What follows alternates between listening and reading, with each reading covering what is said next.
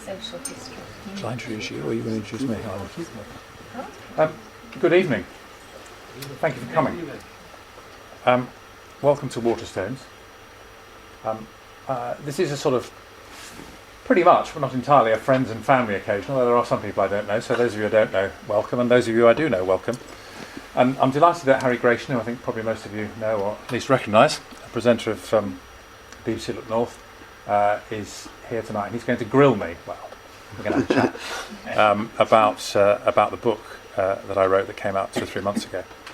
And we're going to chat for probably about 40-45 minutes, and then be an opportunity to make any comments or ask questions, and even an opportunity to buy the book as well if you'd like to do that later. So thank you very much for coming, particularly on a pretty chilly February. Is it February? Yes, it is. February night. Can everybody hear okay? Are we fine? Good. So, actually the most important thing, Harry and I were just talking about it, which is nothing to do with the book, given that we're in Leeds particularly, is of course Sunday is going to be one of the most historic days in the history of this part of the world, isn't it? Absolutely, yeah. And it's a particular importance for you, isn't it? Well, Bradford City, of course. Yeah. An incredible story. I would imagine that had this happened a year or so ago, this would have been a place of history in a significant way. So it's something I'm really looking forward to, actually. And we're just also talking about the outrageous fact that this match is not on terrestrial television, is it? No, it isn't. It's on Sky, and the highlights are on BBC One. It's not one of the, what are they called, those sort of crown jewel events that have to be on terrestrial. The League Cup final, or whatever it's now called, is not on there, which is a shame. But anyway, Bradford to win. Particularly in Leeds. Not that there's any rival between Leeds and Bradford, of course. Now, Harry and I actually sort of go back a long way, and although we're here to talk about the book, the story of how Harry came back to present Look North is quite an interesting one, isn't it? Yeah, it is. Yeah, it is. Because as many of you will know, particularly those of you who live in this part of the world, in the dark ages, I think it was actually still black and white television. Harry used to present Look North years ago, didn't he? And not quite that long ago. And he got a bit bored with it and went off to the rugby league. The rugby league for my year of hell, yes. Which you got even more bored with more quickly. I did. And then Harry sort of wandered off down south and worked for the BBC in a number of places. You worked on the Today programme, actually, didn't you, for a while? Today programme, yes, I did. Yeah. And also on BBC South. And Harry was the presenter of BBC South Today, based in Southampton, the equivalent of Look North. And in 1997, I think it was, I became head of BBC in this part of the world. And at that time, BBC Look North was being, I think the polite word is stuffed, by the ITV opposition in terms of the audience. Way, way behind. And I suppose one of my main objectives was to try and do something about this. And I thought, what should we do? Well, we probably need to change the presenters. And I thought we needed to have some sort of genuine Yorkshire presenters. And I thought, I wonder if Harry would like to come back. And I remember I think I rang you up and you were pretty sort of sceptical about this at first. And anyway, in the end, I sort of persuaded Harry that we'd have a chat about it. And he very kindly invited me to his home in somewhere in, where was it? New Forest, Hampshire. Near Winchester. Near Winchester. And I remember the day. It was a lovely day. And we had tea in the garden. And the garden sort of sloped down to a stream. Yes, that's right. Yeah. And I'm sat there in the sort of Hampshire countryside, this idyllic weather, this sort of idyllic south of England situation. Thinking to myself, I'm trying to persuade this guy to come back wet and windy Yorkshire. Anyway, I seem to remember our next meeting was in Leeds. One morning when you were up for the weekend to whatever, and it was snowing, I think, when we met somewhere in North Leeds. Anyway, to cut a long story short, Harry did come back, and I think it was probably 99, was it? Yeah, 99. And it did have an impact on the audience figures, which improved. And then my next plot was to try and persuade Krista Ackroyd to move over from the opposition. So she defected. That's far too long a story. It's not relevant. So we won't go into that one. But it brought together Harry with Krista. You've now been your sort of on-air marriage. So you're to blame for it. So I'm entirely to blame. Yeah. And you've been on air for what? More than 10 years now. I think it's 2000. Well, I got 99 years. So this is my second stint. 12 years on the first stint and 13 now on this one, and this will be my last move. I won't be moving anywhere else. I can promise you that. So yeah, thanks for that. So Thanks you're for supposed to that, be interviewing Colin. me, aren't you? So Yeah, I mean it's an interesting sort of relationship that we've had over the years, and then of course Colin then decided that he wanted to change his role as well, and ended up in Bradford at the National Museum of Photography, Film and Television, and that's another chapter. But we've stayed in touch, and I'm delighted to be here. Smashing book. I think if anybody has got it or browsed through it, beautifully presented book, and I think that's one of the things that is important when you put a book together. I've only done one. Mine's at the back there. yeah, it's also available. Yeah. And mine was very nicely put together as well. And I think if you can look back on something and think, wow, that is something I'm proud of. That's part and parcel of the story. And I suspect, Colin, you are very proud of the way this has turned out as well. It's beautiful in the way it's put together. The pictures are great, and so on and so forth. Why did you do it, as a matter of interest? I think there were two reasons, really. I think the first reason was to do with having been a journalist. Well, I say having been a journalist, I think it probably still says, do you still have to put your name on your profession on your passport? I think you do. It probably still says journalist, I can't remember. And, you know, I had the experience which you will recognise of news breaks out somewhere, the media pack descends on a place. You have to become an instant expert, don't you, on the story and on the place, and you know you reach for sort of easy, sometimes glib phrases to describe a place, you know, close-knit community and all of that. And then, you know, normally the news moves on after a day or two, and the pack goes on to another story. And I've always been fascinated by what happens to places when the cameras leave, and you know when the reporters move on. And I suppose there were a couple of things that happened to me when I was a relatively young journalist, which sort of perhaps particularly influenced me. One was in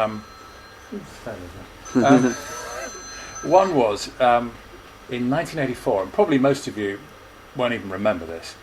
There was an awful story at a place called Abbeystead in North Lancashire, not far from Lancaster. It was a water pumping station that blew up. It's not actually in the book, this one, but and ironically, it blew up when a group of villagers from a place called St Michael's on Wyre near Blackpool were being shown round this water pumping station on a sort of PR exercise to, you know, show how this pumping station was going to stop flooding in their village. But unbeknown to, I think it was North West Water at the time, there was been a build-up of methane, and somebody lit a cigarette and the whole place went up.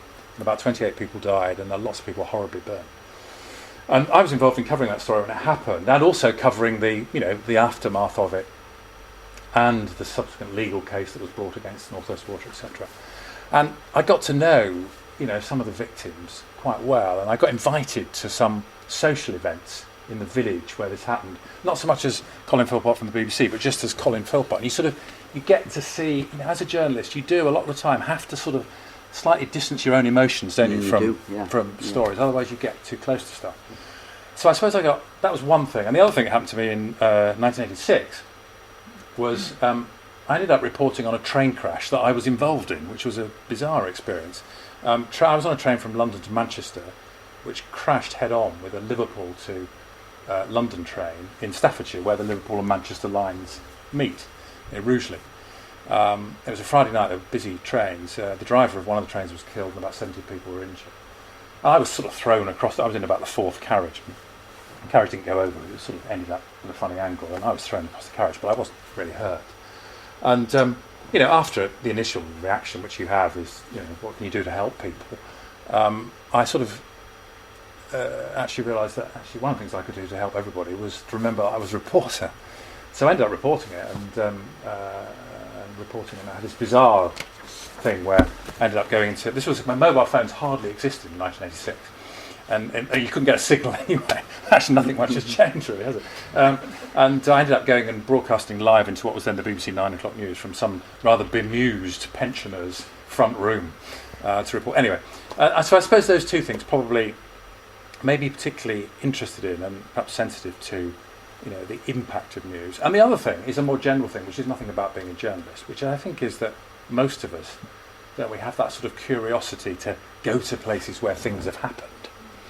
I mean, my wife's here tonight, and she will testify to the fact that I have dragged our family to various sort of wacky locations in various places around the world. I remember we were in Munich about 3 or 4 years ago on holiday, and we sort of did the centre of Munich and went to the obvious places you go to when you're in Munich, and then I sort of took us off down these back streets of Munich and suddenly came and sort of stood in awe outside this really boring looking building in the back streets of Munich. I said, this is it. And they were going, what's it on about? And this very boring looking building in the back streets of Munich is actually the Hoch Musikschule in Munich, which is the central music school. But in the 1930s, it was the Nazi Party headquarters in Munich. And it was the place where Chamberlain and Hitler and others signed the Munich Agreement in September 1938. Now, not surprisingly, there's no plaque on the wall that commemorates this fact. But, and I suppose the thing about it is, it's something about the extraordinary places that actually are quite boring in a way, where extraordinary things happen. So I think it's the journalistic thing and that which have, was sort of knocking around in my head for years, which finally led me to write the book. So apart from giving your family the time of their lives in your holiday, let's have a look at some of the sort of local places that you featured. And this one is in Leeds, Bradford. Tell us something about this secret wartime factory. Yeah, I hope everybody can see the screen okay. I mean, this is a good example. That is probably one of the most boring buildings I could possibly have taken a photograph of. I did actually take a photograph myself, as I did some in the book. And many of you will know, this. If you go on the road sort of out of Bradford, going towards Harrogate, past the airport, Rawdon, you go through the tunnel, under the tunnel, and you would turn right if you're going to the airport. But if you carry on as you're going down towards Pauline Wharfdale and Harrogate, this sort of low-slung big building, which is mainly masked by a row of trees, is now the Leeds Bradford Airport Industrial Estate. But that building, it's substantially the same building, although it's obviously been reclad more recently, was put up in a tremendous hurry in 1939.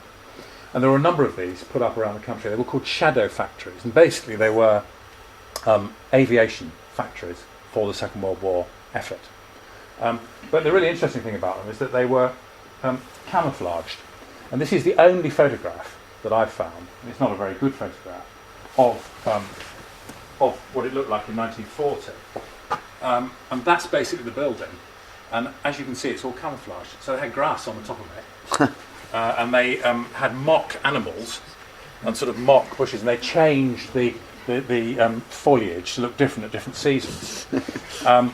People from the film industry came and helped do all this. And 17,000 people worked in this place. It was 24-hour, round-the-clock operation. And it worked because it was never bombed.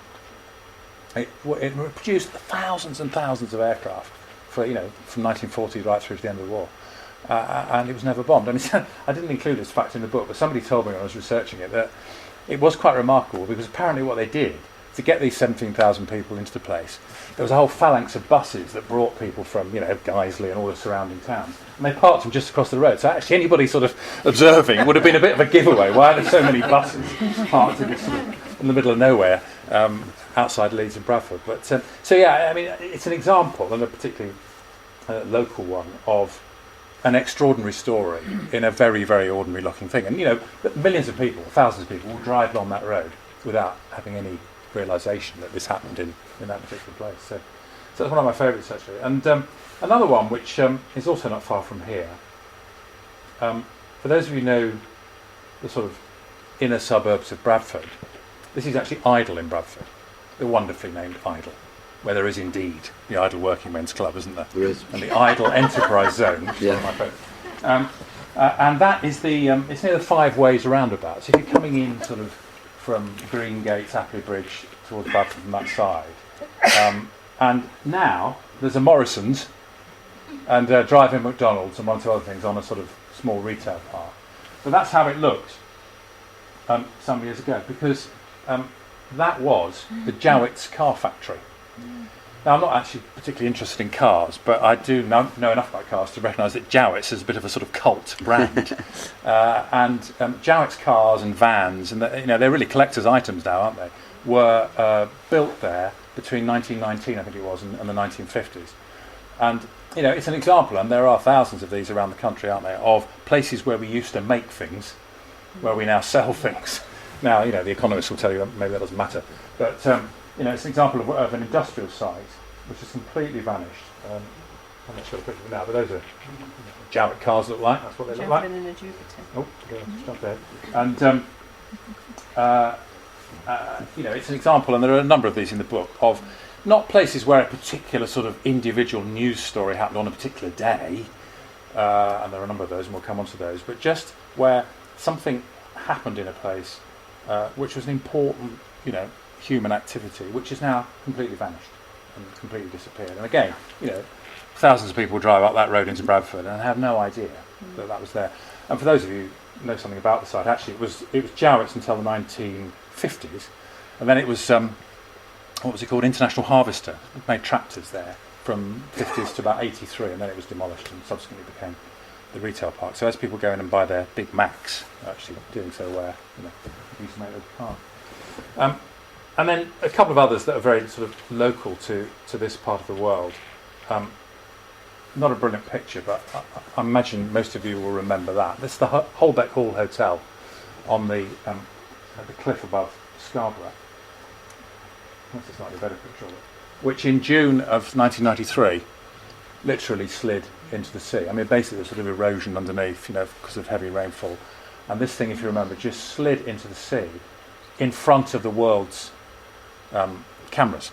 I always remember that, Colin. It was very frustrating from our point of view, because we never really had the outlet to do live broadcasting on a I think it was a Sunday afternoon, actually, wasn't it? Yeah, I think it lasted about 2 or 3 days, didn't it? Yeah. But, and Calendar, dear old Richard Whiteley, God bless him, was there at the moment it collapsed into the sea. And I can remember him saying, "What the?" It was a remarkable reaction. And the other thing I remember about it was that it was used as it was a metaphor. It was a metaphor for Scarborough's decline. It was a metaphor for sort of Britain's decline. All sorts of other things. I mean, it did get international coverage. It was such a dramatic picture. And I suppose it's also an example, isn't it? I mean, it was very sad. Nobody was hurt. It was very sad because this was one of the leading hotels in Scarborough. But nobody was hurt. It wasn't a sort of great tragedy, but. It was an example of the power of television, really, wasn't it? Because the story was made by the picture, and again, the interesting thing about it from the sort of location point of view, if you go there now, there's nothing whatsoever there. No, it's just a sort of fenced-off bit at the top of the cliff, bit of grassland, and again, there are probably loads of people who walk along the cliffside in Scarborough, who don't realise that that was there. And then a very different thing, also from this part of the world. Those are images you probably recognise of the Battle of Orgreave. Now, the reason I include that in the book, I think, is it's a real good example of a place which probably most people who live more than 5 miles away from Rotherham had never heard of. The pretty small community of Orgreave near Rotherham in South Yorkshire. And there are quite a few examples in the book of places which, live in almost total obscurity. And then, really by chance, in a way, an event happens, and they're forever associated with that event, and they, everybody in Orgreave is a sort of code for something, and then they sort of fade away. And it was probably the most dramatic industrial confrontation, probably in 20th century Britain. If you remember, battle, sort of pitched battle with it went on all day. It's also really much back in the news agenda as well. It is back now. With South Yorkshire Police, of course, having falsified one or two. To say the least, statements from the Hillsborough disaster. I think basically what's going to happen now is that they're going to be under pressure as to whether or not they've falsified statements in that particular miners' dispute as well. And that could have ramifications. And again, there are a number of examples of stories in place in the book where actually the story is still going on. I mean, Hillsborough's in the book as well, and it's by no means obviously a closed chapter. That's probably one of the most famous news images of the 20th century, of the sort of confrontation between the miners and the miner wearing the prison hat and the police. And again, if you go to Orgreave now, the actual spot of land where that battle took place, and there was a famous Scargill, if you remember, was, manhandled, he would say, by the police on that famous day. It was a single day this happened, 18th of June, 1984. If you go there now, the bit of land where it happened is still there, but actually the whole of the place around it, because the coking plant shut in the early 90s, I think, it's been redeveloped, and actually it's gone through a bit of a rebranding. It's now called Waverley, although I think the name Orgreave hasn't completely disappeared. And there's a sort of a manufacturing area there, and there are houses, and people are actually just moving into houses pretty much where that happened. But the actual bit of land where the real confrontation happened is remaining as open land. So again, another example of somewhere which, was it Walter Scott? An hour of glory is worth an age without a name. It's a sort of different aspect of that places just have, nothing much ever happens there, and then suddenly there's one event and they become notorious or famous for some. I suppose that's sort of one or two of the local ones that you featured as well. Mm. But the one that I was intrigued at, Colin, was Scarborough as well, and the First World War. And the bombing. Yeah. Yes, again, and this is one of the most curious incidents really in British military history. It's December 1914, so early in the First World War, and one morning 2 German battleships pitched up off the North Yorkshire coast and proceeded to shell Scarborough. They also shelled Hartlepool and Whitby on the same day, and quite a few people died, and people fled Scarborough in panic, and even to this day really nobody quite understands why the Germans shelled Scarborough. It was a town of no military significance whatsoever, then as now. Arguably Hartlepool did have some military significance, but Whitby and Scarborough clearly didn't. And there are various theories about why they did it. But what it achieved, it became a sort of a rallying call to enlist soldiers to join up, and it became Remember Scarborough. That's in fact you might have posted that, Remember Scarborough. So again, it's a sort of, and there are quite a lot of examples in the book of curious things like that. And again, if you go to Scarborough, I mean, there's a discussion going on because obviously you have the centenary of World War One next year. It isn't really commemorated in Scarborough. The names of the people who died are on the General War Memorial, but there's no specific thing which says, this rather awful incident happened. Yeah, well, there's 100 years, of course, next year, isn't it? So let's go to some of the sort of major tragedies now, because I suppose when you talk about Aberfan, that conjures up one of the most horrific scenarios you can imagine. Can you describe it to us? I mean, again, I can just about remember Aberfan. It was 1966. I was 10. And it was, I think, one of the first major disasters of the television age. In reality, television started in this country in the I know it started in 1936, but it sort of started properly in the mid-50s. And it was one of the first things, I think, where an awful major event like this unfolded on television, because there were outside broadcasting, very primitive outside broadcast facilities compared with what we have now, but there were outside broadcast facilities there. And for those of you who may not be familiar with it, basically a coal tip slid down a mountainside in South Wales onto a school, and 144 people died, most of them children. And subsequently there was a major row about whose liability and the National Coal Board and all of that. And fairly paltry compensation was paid. It was only really when the devolved Welsh government came along very, very recently that they sort of made up their compensation they felt should have been paid back in the 60s. The interesting thing about Aberfan and a number of other similar places that are in the book, first of all, there was a question for me about, is it appropriate to revisit these stories? Some might say, the last thing Aberfan needs is for people to start digging up, what happened there. But actually, the thing I found when I started talking to people in places like Aberfan was overwhelmingly, almost without exception, people were really keen to talk about it. And I remember particularly a guy in Aberfan who survived. He was a pupil in the school, but he survived. So he was, I think, about 7 or 8 at the time of it. Who just wanted to talk about it. And he now is the chair of the sort of memorial trust in Aberfan. So, I was fascinated by two things really about these places like Aberfan. First of all, sort of what happens to the physical place where the thing happened when something like that happens. And the answer in the case of Aberfan is that the school was demolished and a number of houses that were demolished, and there is now a memorial garden on the site where the school was. And the other thing that fascinates me is sort of how places come to terms with these things. In the case of Aberfan, it's really interesting, and obviously, it's almost 50 years now, so passage of time does affect how places deal with these things. But people go to Aberfan and visit the memorial gardens, and there's no sense of it being in some way prurient or, intrusive. And in fact, parties of school kids go to Aberfan because Aberfan is part of the Welsh history curriculum in Welsh schools. So that is partly, I think, because of the passage of time. It's also partly, I think, to do with to what extent anybody feels any sense of blame in the place for what happened. So, in the case of Aberfan, clearly some of the people who worked for the Coal Board were part of the community. But by and large, the community felt as though something had been done to it. And so there was, by and large, a sort of sense of unity in suffering, if you like. Mm.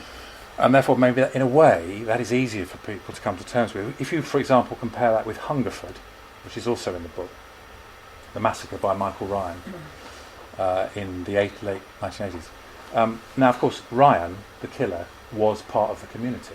And I did find, actually, when I talked to people in Hungerford, that they weren't as keen to talk about it, because I suppose it's more difficult, isn't it, if you feel as though the problem was, for whatever reason, from within the community. And there is a memorial in Hungerford, but it's rather a discreet one. It's sort of away from the town centre.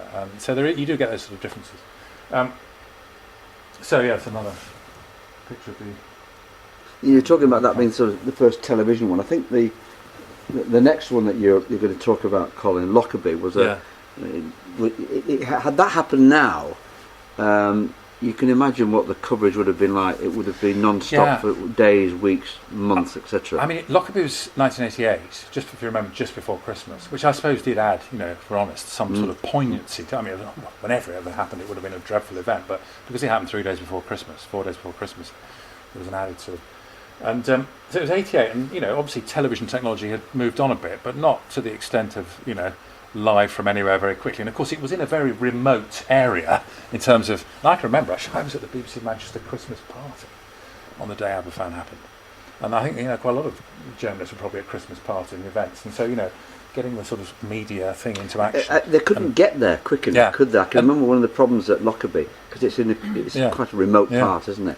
They couldn't get any kind of a satellite wasn't satellite then, wasn't it? It was any kind of transmission van there. And also, it was unclear for some time exactly what had happened. Of course, it took a while for it to become clear exactly what had happened.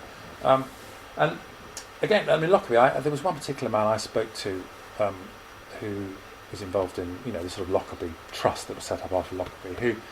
Who, I spoke to him on the phone at length, and afterwards, over the next 2 or 3 weeks, I think if he rang me once, he must have rung me 10 times. He went, "I want to tell you something else." So I very much found that people want to talk about it. But one of the interesting things that Lockerbie illustrates is, that is the sort of one of the craters that was created. Because remember, this thing basically came out of the sky and literally landed in a residential street, or the main part of the town. Right, Sherwood Crescent in Lockerbie. Just if you go up the A74M, it's literally just by the side of the sort of motorway there. And that was then, and this is now, because actually they've rebuilt houses in Sherwood Crescent in Lockerbie.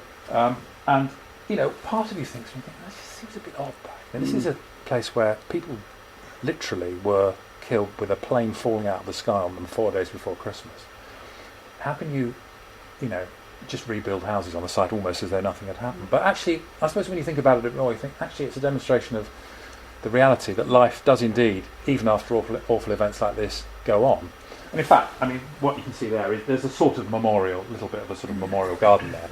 But by and large, there are new houses built in most of Sherwood Crescent and indeed some other parts of Lockerbie. So it's a really interesting case. The other thing about Lockerbie that I think is quite interesting about how places deal with it is, if you remember, obviously I think actually 11 people died on the ground. Most of the people died were obviously in the plane. But of course, if that explosion had happened literally, 10 seconds before or 10 seconds later, although most of the people would still have died, and it would have been a terrible thing, it would have probably, Lockerbie itself would have been spared, because it was just a small built-up area in what is essentially a fairly rural part of the country. But most of the victims were Americans, and a lot of them came from Syracuse University. And there's a fantastic bond being formed between Lockerbie and Syracuse since this. And two young people from the school in Lockerbie go to Syracuse University on a sort of secondment thing every year. And there are lots of examples of places like this where, community spirit is strengthened and all sorts of bonds are formed out of tragedy. And Lockerbie is a good example of that. Did you have to think very carefully about your next slide that you're going to show, which is the Fred and Rose Yeah. West House? Because many people might think that is a place that nobody would want to have any interest in, or am I wrong? Well, this was, if you remember, Fred and Rose West, who tortured, raped, murdered a number of children, including their own, from the 70s through until the 90s. Most of it happened at 25 Cromwell Street in Gloucester.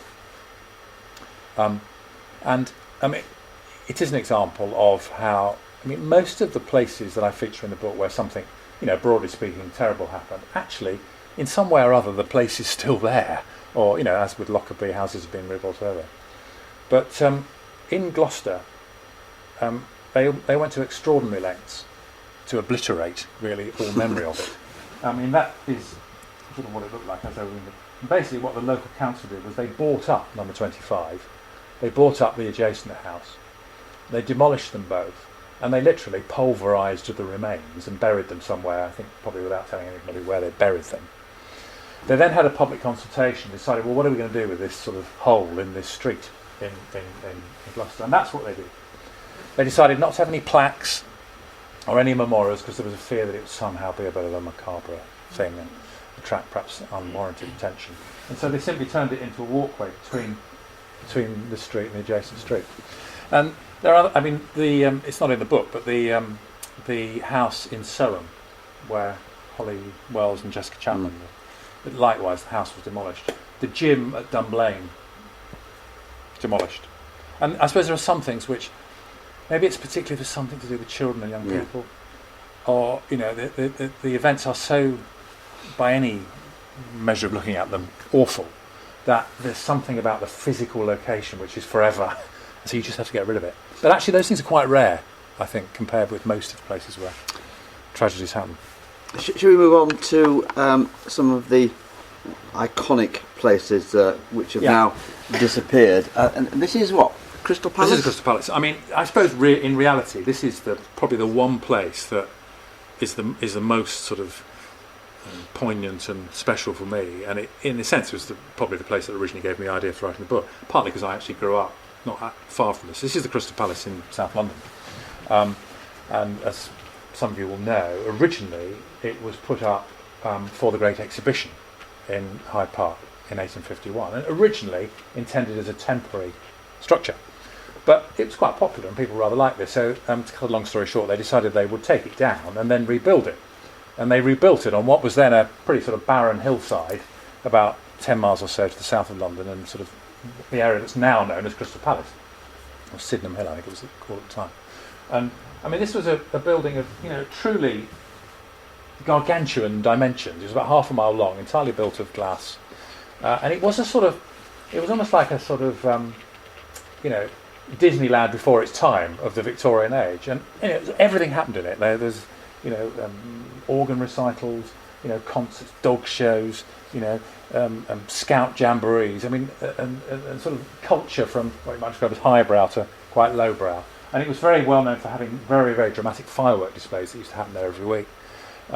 There was in the grounds of the Crystal Palace was the Crystal Palace football ground, which was where the FA Cup final was played. In fact, when Bradford City were last in the cup final in 1911, that was at Crystal Palace, in the grounds of Crystal Palace. The cup final was basically played there until Wembley was built after the First World War. And the site of where the Crystal Palace football ground was is now the National Sports Centre. But in 1936, the place was completely demolished in what was almost certainly the most dramatic peacetime fire, certainly in 20th century Britain, which could be seen, as far away as Brighton and, well on the other side of London. Very, very dramatic fire, which completely destroyed the place. I suppose my interest in it is, it was a truly remarkable building, a classic sort of product, a grand product of the Victorian age. It had a very, very sad and dramatic end. And then perhaps what's really interesting about it is what's happened since. So it's now, 75 years or more since it was destroyed. And since then, there's been a whole series of ideas about, can we rebuild it? The National Exhibition Centre, which is of course now in Birmingham, was going to be built on it at one stage, until somebody realised it wasn't actually a terribly good site for sort of getting transport links. and it had a sort of dalliance with stock car racing. And even now there are plans to put a hotel on it, or sort of in the style of a mini rebuilt Crystal Palace. Crystal Palace Football Club, so they might move back into the, and there's a sort of thing where when something as dramatic and as iconic as this disappears, people can't quite let go of it. But actually, it's quite simple. If you go there now, it's a sort of public. Well, that's that first shot I showed you. So that's the view. That was the view. Well, that is the view now. It's just sort of nothing really. But it's a public park, and there are some rather lovely reminders that part of the terraces of the building are still there. In fact, John Logie Baird did some of his early experiments in television in the late 20s in the Crystal Palace, and now, symbolically, it is the television transmitter site for London. But it's an example, really, of somewhere that. Sorry. It's an example of somewhere which has never really found another use. And if you go there now, it all seems a bit forlorn and rather sad, really. And then another place, also in London, which actually is a slightly different story, is the White City. Now, the White City in West London was earmarked as the site for the Franco-British exhibition. And the Franco-British exhibition was a result of the Entente Cordiale between Britain and France in 1904, I think. They decided to have an exhibition to celebrate the achievements of Britain and France, particularly the British and French empires. And that was planned for 1908. And then in 1906, Mount Vesuvius erupted. And Rome, which had been due to hold the Olympics, decided that actually they had some other priorities in Italy after Vesuvius. So the Olympics were sort of floating about, and London decided that it could step into British. So they sort of put two ideas together. So the Franco-British exhibition and the Olympics happened in the same site. So the Great Stadium, as it was called, was built for the Olympics, and around it were these magnificent grounds where this fantastic exhibition happened. And it all happened in 1908, and basically the stadium carried on until about the 1980s. And in fact, the stadium became an athletic stadium. It was the main athletic stadium really until Crystal Palace Sports Centre was built. And it was a Greyhound Stadium. And it has one really quirky thing about it is those of you who can remember the 1966 World Cup. One of the group stages was played at Wembley. That's where England played their opening matches. But because Wembley had Greyhound racing on a Friday night, but even for the World Cup, that couldn't be moved. So they wanted to play a game between Uruguay and France. And Wembley said, we can't play on Friday night because we do Greyhound racing. So they played it at the White City. So one World Cup game in 1966 was played at this, which was never normally used as a football ground. It's a really wacky. And then what's happened to the White City since is that progressively what had been those exhibition grounds disappeared, some went over to housing. And then, of course, the BBC came along, and BBC Television Centre was built in there in the 60s. The stadium was then demolished in the 80s, and the other new bit of the BBC, which is out the BBC White City building, has been built on the site where the stadium was. And if you go to the entrance to the White City building, there's the line where the marathon finished is sort of commemorated in the thing on the entrance. And then now, of course, the BBC's vacating Television Centre in London, so there's a whole other debate going on about what happens to that. And then the other part of the site, which was part of the exhibition, is the Westfield Shopping Centre. So it's quite a good example of how places do reinvent themselves. Unlike the Crystal Palace, which is all a bit sad and has never really found another role, actually the White City, it was a sports area and a big exhibition place, and it's now dedicated to broadcasting and shopping, which I suppose is sort of an illustration of how life has moved on, isn't it? But, Brooklands? Yeah, and I suppose another one, which is also, quite a long way away from here, but it is. I'm not particularly into motor racing, and nor am I particularly into sort of aeroplanes, but you can't fail to be moved by the sort of smell of, motor oil and sort of aeroplane, whatever fuel, at a place like Brooklands. This was really the birth of Grand Prix racing, and this circuit was put up, was constructed, as a private venture before the First World War, and the first British Grand Prix took place at Brooklands, and sort of meanwhile it developed as an aircraft centre, and it was the home of British motor racing, and it was one of the key early places where sort of aviation took off, excuse the pun, in the 1920s and 30s. And that's a picture of racing. But if you go there now, and one of the great things about Brooklands track was that it had this really dramatic steeped bank track, and it's still there, or part of it's still there. and it's also a bit knocked about, but it's part of, not the whole circuit, isn't it? Part of it's there, and they do still, on certain days of the year, get out the old motor racing cars and race around part of it. But the rest of the site, there's a museum there, which is a really good museum, and some of it's been given over to housing, and some of it's been given over to sort of industrial units. So, but it is one of those places where you can sort of hear and feel what this place was originally built for, even though, you know, in a sense, it's long since departed. Can I just go off script a little bit? Yeah. I quite like this story about the New Brighton Tower, Oh, which, yes. Yeah. which was a kind of rival to Blackpool. Yeah. Was that the idea of it? Yeah, I mean, everybody knows Blackpool Tower, which of course is still there, but actually New Brighton on the Wirral coast, Merseyside, had a tower which was actually slightly taller than Blackpool Tower. It didn't last very long. It was put up in, I can't remember, 1890 something, and there were problems with the structure of it, and they actually dismantled the tower in 1921, I think. Right. But the rump of it, which included a ballroom and various other things, stayed right through to the 60s. And in fact, the Beatles, it was one of the first places, not the first place, but one of the first places where the Beatles performed. The Beatles performed there about 200 times, I think, in the 60s. And then there was a fire in 69 which destroyed the whole thing. And again, you can walk along the seafront, slightly, the Mersey estuary front, shall we say, in that part of Wirral. No, you'd have no idea it had been there. I love the passion that you've clearly got for the book, Colin. It comes out very, very strongly. And, you know, let's just go to Harrogate again and the old Swan Hotel. Yeah. And an obvious one there for an absolutely incredible author. The Agatha Christie story, the old Swan Hotel in Harrogate, which was then called the Swan Hydropathic Hotel. And in 1926, December 1926, Agatha Christie went missing. Some of you won't remember because you weren't around, but you know what I mean. You'll have heard about it. And she disappeared from her home in Surrey, and she was by then already a well-known author. And she disappeared for 10 days or so. Left some mysterious note with her secretary, which sort of implied that she was going to Yorkshire. Anyway, she got on a train, went to Harrogate, checked in at what's now the Old Swan Hotel, and quite astonishingly, managed to stay in this hotel, even though she was a well-known figure, even though the police were looking for her, even though all newspapers were running stories about what's happened to Agatha, for 10 days until she was finally recognised. I mean, it's inconceivable, isn't it? In the age of Twitter and all of that, you know, if the equivalent of Agatha Christie, it would be on Twitter within about a minute, wouldn't it, of happening? And with photographs and the whole thing. So it's a wonderfully sort of innocent story, really, and her husband, in the end, it's almost certainly something to do with the fact that her marriage was breaking up and subsequently did break up. But her husband went up to Harrogate to recover her on train. And actually, as you perhaps wouldn't be surprised to hear, the hotel milk the connection Absolutely. for everything it's worth. There's an Agatha Christie room, and the room where, of course, the Harrogate has in recent years developed a crime writing festival. It's a successful crime writing festival, and it's largely centred on the Old Swan. So there are quite a few examples of places which have absolutely exploited their connection with things where it's appropriate to do so. And Do you have a favourite one that we're not? Yeah, I mean, I'll jump ahead. I'll just do three really quickly. Okay.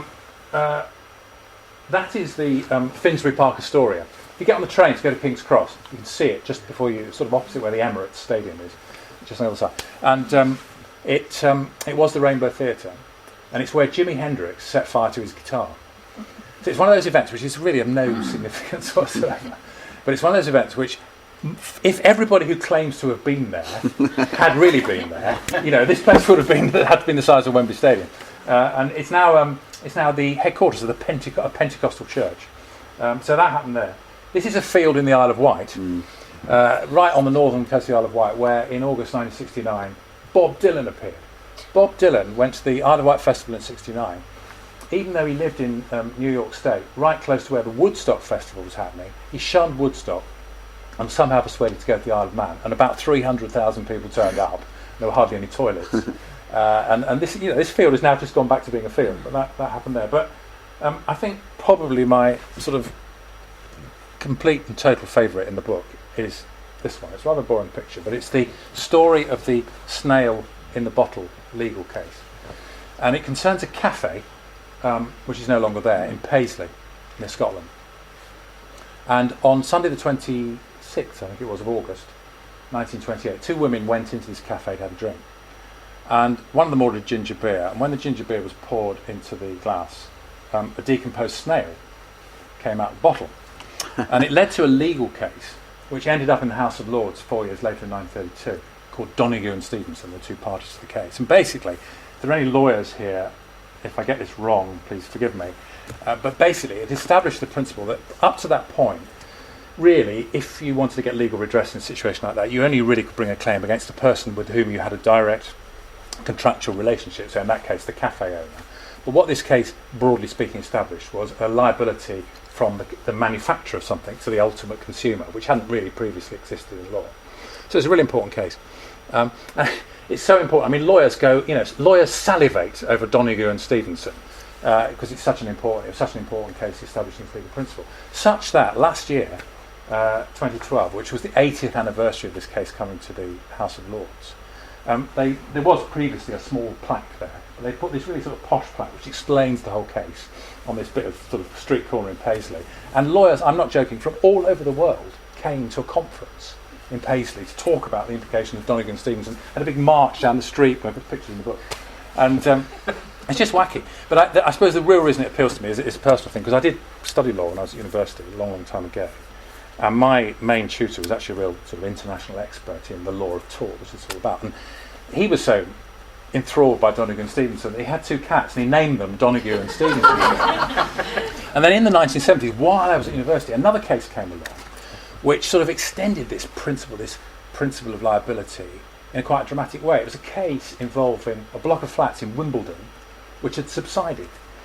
And the owners of these flats successfully sued the local authority because the local authority hadn't carried out its building inspections properly. Okay, so obviously it was quite a dramatic extension of this principle of liability.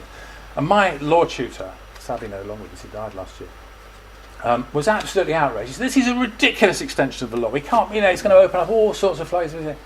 And what's more, he says, I'm going to have to rename my cat. They can't be Donoghue and Stevenson, but you can't possibly call a cat the London Borough of Merton. Which is one of the parties in the case. So I suppose that is my probably personal favourite in the whole book. Well, fascinating, Colin. Anybody like to sort of question Colin about any of his inclusions, or just try and find out a bit more detail about any of them at all? Okay, I'm stunned. Yes. It's a question for both of you, really, and that is, you mentioned some of the big disasters back in the early sort of parts of the century. I guess, do you think that the media's response to these is now very different? Because you almost get the sense now that the media go in to see who's to blame and then work out what the issues were. In those days it was the issues and then later on who was to blame. Is that true or not? Well, I think because it's 24-hour television, every editor of every hour wants a different angle from its reporters there. And reporters are put under pressure to try and produce that angle. If we were covering some of the disasters that Colin pointed out in his book, I think we would cover them I think we cover them very tackily, if I'm honest. The pressure to produce a sensational is always... Look at the Pistorius trial at the moment. I mean, we had an incident in Sky.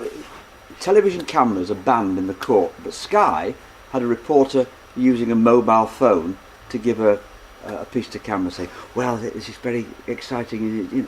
It doesn't actually add anything, but of course it gives another dimension to the editor. And we don't cover them very well. And you're right, we're straight in, immediately, who was to blame, rather than the two that spring to mind to me that I was very much involved with were Bradford City, because I got a ticket for a friend at Bradford City who never saw again. And I was at Hillsborough for the disaster there and saw that unfold. So we would have covered that really quite appallingly, I think, as we do most disasters. And then you stand back and then you take a more considered view a day later. But the point you raise is we tend to do it the wrong way around, and I think you're right. I think we are. Yeah, I think it is I mean, it's not a disaster, but it's a sort of illustration of the same thing. I always remember when Wayne Rooney did his whatever he did with metatarsal during the 2006 World Cup, and he came back to Manchester or somewhere for an operation. And I always remember watching BBC News Channel that evening, and I'm not joking. For about 15 minutes, they had a shot of a helicopter of a plane waiting at Manchester Airport, which Wayne Rooney wasn't in. But this was the plane that Wayne Rooney was going to get in to go back to the World Cup, and some poor hapless reporter was having to do a sort of just talk. And do you remember when that whale got beached up the Thames a few years ago? The same. I mean, they were sort of quite interesting pictures, but it was just on for hours, and nothing had actually happened. It's boring. And Harry's right. It's about filling airtime. I mean, having said that, I remember some of the things that I can mention, the Abbotsford disaster before, and I was involved, as Harry was, in the coverage of the Selby train crash not so many years ago, and various other things like that. And tell us about that. That's an interesting story for you, is that one? It is actually. I was supposed to be on the train. Yeah. I was supposed to be on the. I had a ticket in the first class compartment, which was where the main impact was. You're not travelling by train this weekend anyway, are you? No. And I always remember a BBC colleague. Literally, I was supposed to go to some boring BBC meeting in London, and somebody literally rang me about 6 o'clock the night before I said, actually, the meeting's been cancelled. You need to come.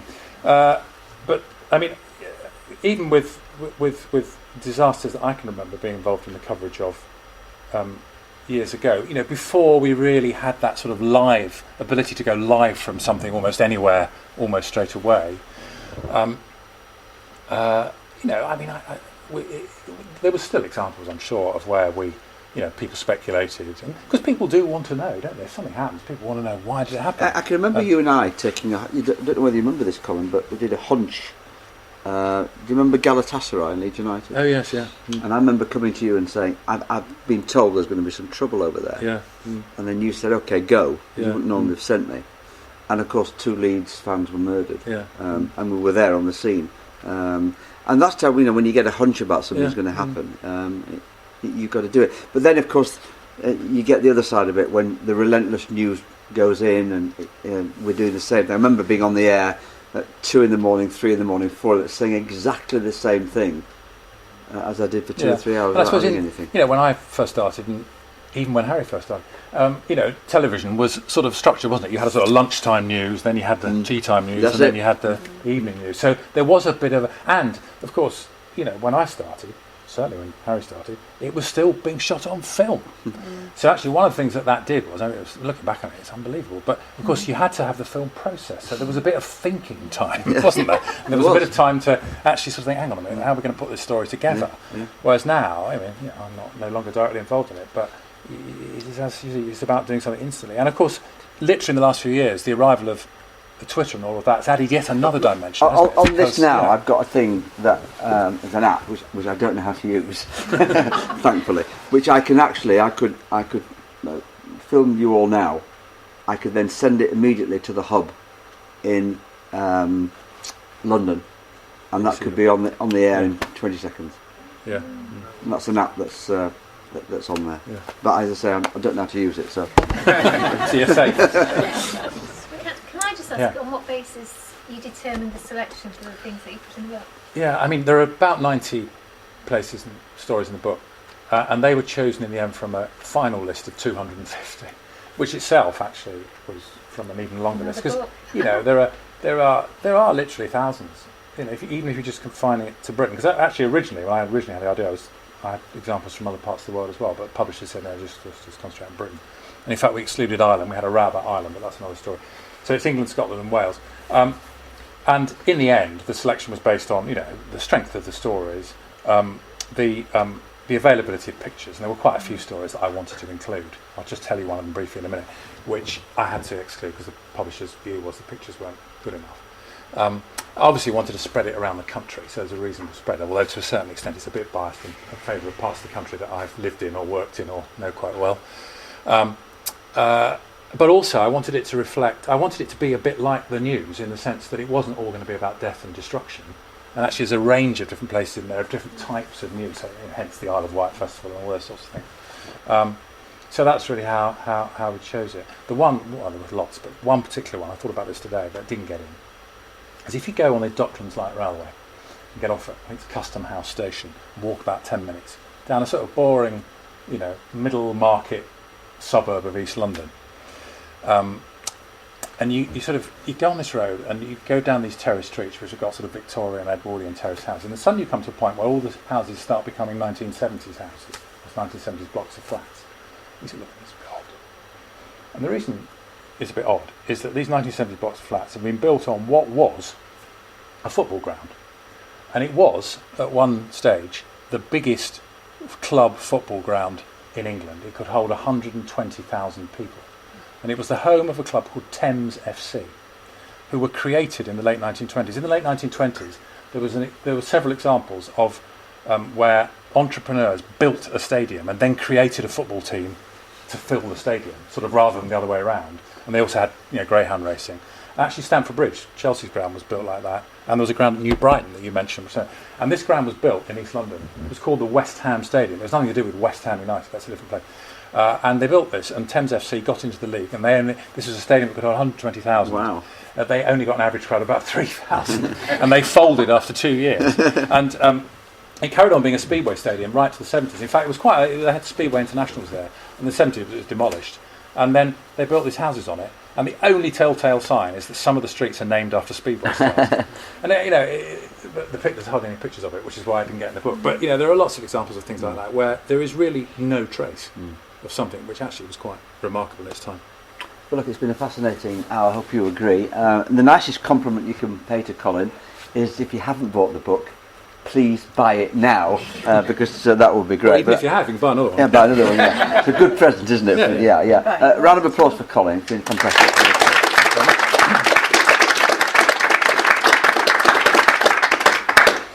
Thank you for coming. And happy to Yeah. help you buy a book if you want. We'll have another drink. Some there if you want one.